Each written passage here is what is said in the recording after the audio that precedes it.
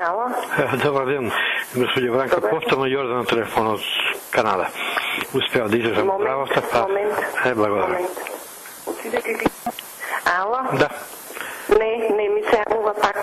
Не, значи во моментот во канцеларија. Ќе се обидеме утре. Или... Чекайте момент. Ајде, ќе се чекаме.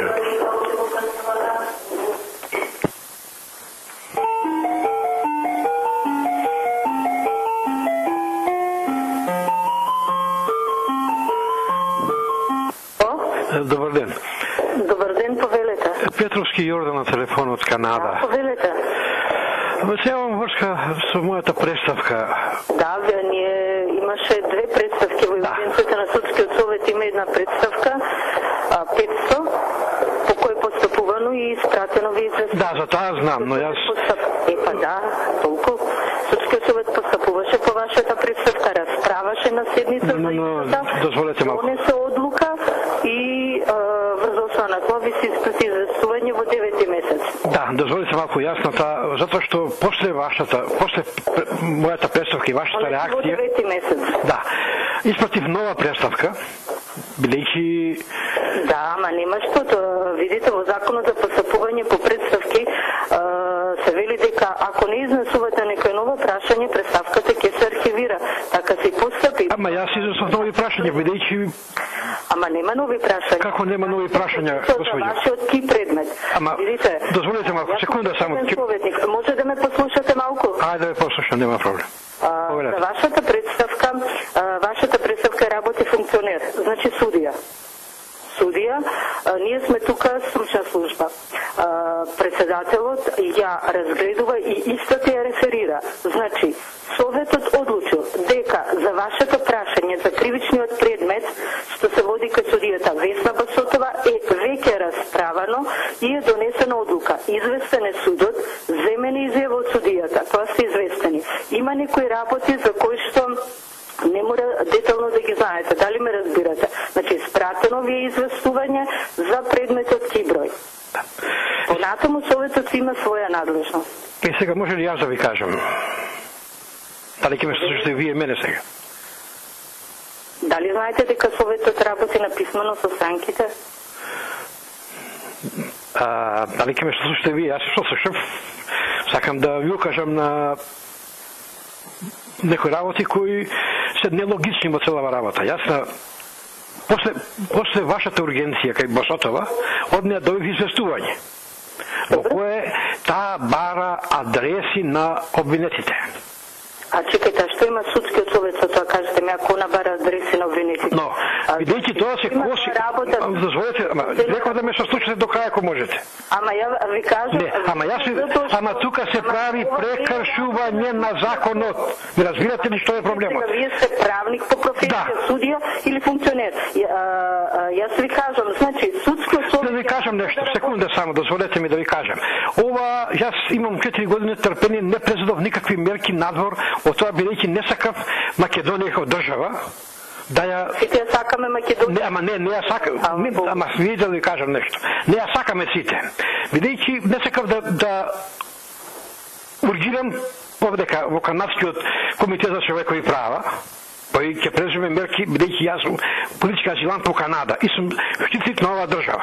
И сигурно, бидете сигурни... Известување на адресата што добивме од судот. Не, ма вие ми патите известување, тоа не е проблем, но судиката повторно постапува надвор од законот. Јас тоа ви зборувам.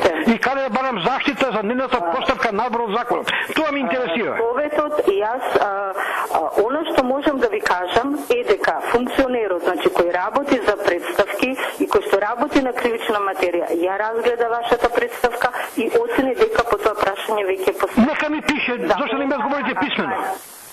Видите, ја не одлучам за тоа. Ама треба да ми... Како можем... Права на седница. Ама дозволите ми малку. Сепак вие сте установа државна. И треба да ми одговорите писмено. На законот за Судскиот совет каде вели дека еднаш месечно ги расправат представките на седница. Ама зашто не ми одговорите писмено? Значи расправано е за вашата представка. Ама зашто не ми одговорите? Е одлучено истата да се затвори со службена белешка. Што сакате повеќе? Ама да ми одговорите, да добием одговор од вас. До председателот на судот.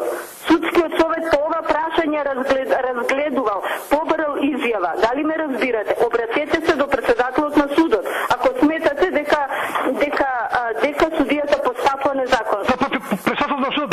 разговара со мене, тоа е проблемот. Вие играте таму миши криенка, ја не разбирам каква сте тоа вие власт во Македонија. Случна служба, јас работам што ќе ми каже функционерот. Ама не е така. Функционерот и советот од 15 души одлучиле да се затвори со служба. Ама зошто не ми одговорите?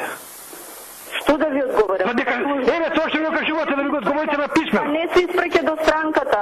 Каква? Едната белешка. Ама чекајте, ми викате дека нема одговор е тој, дека се постапило. Пишете ми го тоа. Сме ви испратили известување. Ама по втората преставка немате известување. Ама ви реков, советот на седница одлучи. Ама пазите ми таа одлука. Ова прашање веќе одлучи. Ама разбирате ли? Затвори со службена белешка. Ама напишете ми го тоа. Писмено испреќа до подносителот. Абе вие се играте со немате какви зборови употребувате? Се играте со држава. Али сакате ние какви зборови употребувате со игра органот? Па како не? Се функционери и Ма како функционери? Вие сте таму сакате да сокриете злостор. Тоа е проблемот. Вие сте соучесник во тоа. Ама вие сте овдека работат функционери. Кои функционери? Што сакате да сокриете вистинска фалшификат? Фалшификат што сокривате? Што сокривате злосторници? Фалшификат, ве молам. А јас напишав кој фалшификат. Не сакам никакви навредливи. Какви навредливи зборови? Ви кажувам дека датумот е фалшификат, го фалшификувала. Ве молам, навредливи зборови за органот, ова се снима вакви. Ама јас го снимам исто, јас го снимам исто, да знаете. Но ви кажав навредливи. Јас го снимам ова и ова ќе иде во јавност. Така да јавноста ќе знае кои луѓе представуваат Македонија. И утре кога ќе биде на тапет Македонија за ова што се однесува, нема да биде вината моја. Ќе биде ваша вината. Тоа да го знаете. И нема да се криете зад орган или зад овој и зад оној. Вие сте тие што треба да го представувате правото во Македонија. Затоа Европска унија секој ден ви укажува дека правниот систем е криминален. И вие не реагирате. Заради вакви работи е криминален системот во Македонија.